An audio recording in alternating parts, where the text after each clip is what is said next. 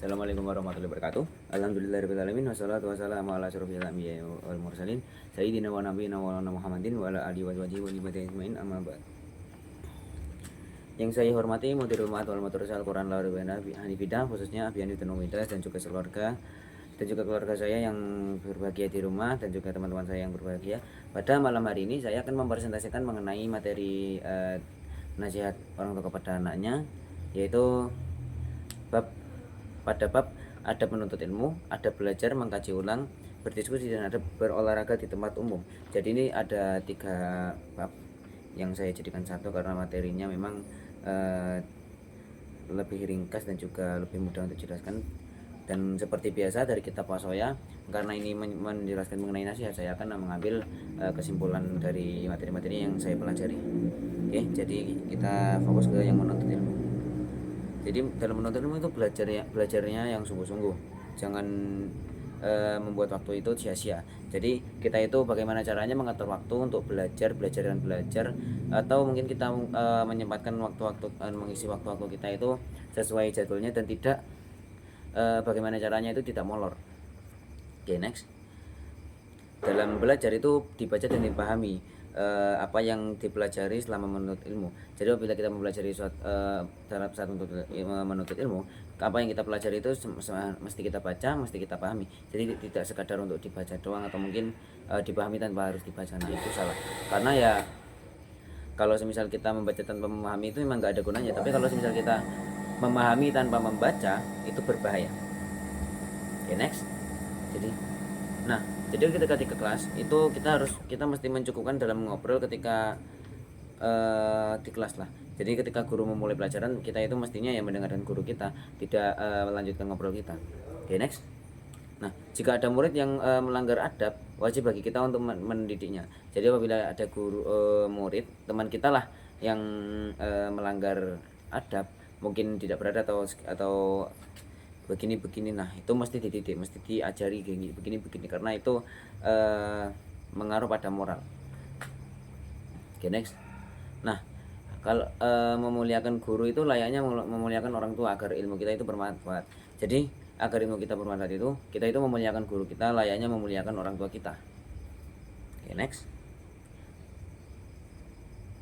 Dalam kehidupan sehari-hari kita mesti tawadhu, karena tawadhu itu adalah perhiasannya ilmu dan akan membuat derajat kita itu diangkat. Nah, maksudnya adalah hiasan ilmu itu kita kan punya ilmu. Nah, bagaimana caranya itu ilmu kita itu bermanfaat dan ya baguslah diterima orang lah kalau kita bilang. Itu ya dengan tawadhu, dengan berakhlak. Seperti kayak katakanlah kita saat keluar itu berpenampilan yang baik dan bagus. Nah, itu biar orang itu ngelihatnya itu kayak enak, enggak sekedar ngelihat kayak nggak enak gitu, enggak. Jadi ya sama, ilmu itu juga punya perhiasannya. Ketika kita keluar saja pakai baju katakanlah baju kasual, nah itu kadang itu katakanlah pakai jam tangan atau mungkin pakai apa itu kan kayak perhiasan. Jadi ya kalau ilmu itu perhiasannya ya tawadhu, punya akhlak begitu. Oke, next. Nah, ketika kita berhadapan dengan guru itu jangan sampai membuatnya marah, karena kalau membuat guru itu marah itu sangat berbahaya. Oke, next. Jadi ini tadi itu kan ada penuntut ilmu, sekarang ada mengenai belajar, mengkaji ulang, dan diskusi. Oke, jadi dalam ajaklah beberapa temanmu untuk belajar barangkali kalau semisal kita belajar bersama, itu ada hal-hal yang mungkin belum kita ketahui, itu kita tahu dari teman kita yang kita ajak belajar bersama. Karena kan orang ilmu itu kan tidak mempunyai tempat khusus, jadi di mana-mana itu pasti ada ilmu. Oke, next. Nah, sopanlah kepada teman saat belajar agar belajarnya itu nyaman. Nah, jadi saat kita belajar bareng itu bagaimana caranya itu kita membuat teman belajar kita itu nyaman. Jadi ya mesti sopan juga. Oke, next. Nah, perbanyaklah kaji ulang agar tidak lupa. Nah, ini seperti lazimnya orang kan, namanya juga manusia itu tempatnya lupa.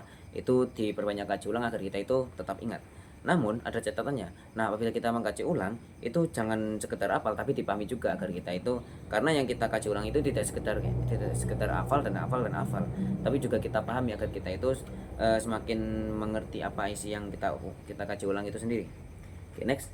dalam berdiskusi itu jangan memotong pembicaraan orang lain. Jadi ketika kita sedang berdiskusi terus ada orang berpendapat, nah itu jangan dipotong, karena ya seperti umumnya adab. Nah, kalau kita memotong pembicaraan orang, ya seakan-akan kita itu tidak membiarkan orang lain itu berbicara, berpendapat. Oke, next. Nah, ini yang berikutnya, ini adab mengenai olahraga di tempat umum. Nasihat-nasihatnya ya. Jadi memelihara kesehatan itu penting agar kita itu tetap sehat dan dalam belajar itu tetap semangat, tidak luntur. Nah, karena ya kalau kita sakit ya kita belajarnya bagaimana. Next. Nah, ketika kita berolahraga itu jangan membuat jalan umum itu penuh, karena ya jalan umum itu bukan untuk satu orang dua orang, bukan untuk kita sendiri, karena ya jalan umum itu ya buat semua orang. Jadi semua orang itu punya hak untuk melewati atau menggunakan jalan tersebut. Oke. Nah, next. Jadi kita bertemu dengan sekelompok orang yang jalan terus mengobrol. Nah, itu jangan nimbrung, karena itu bisa membuat kita itu dituduh atau dihinakan. Oke, sekian presentasi saya mengenai nasihat orang tua kepada anaknya mengenai adab menuntut ilmu, adab belajar, kaji ulang, diskusi, dan adab nasihat olahraga di tempat umum. Dari kita saya, akhirul kalam, kurang lebihnya mohon maaf. Wassalamualaikum warahmatullahi wabarakatuh.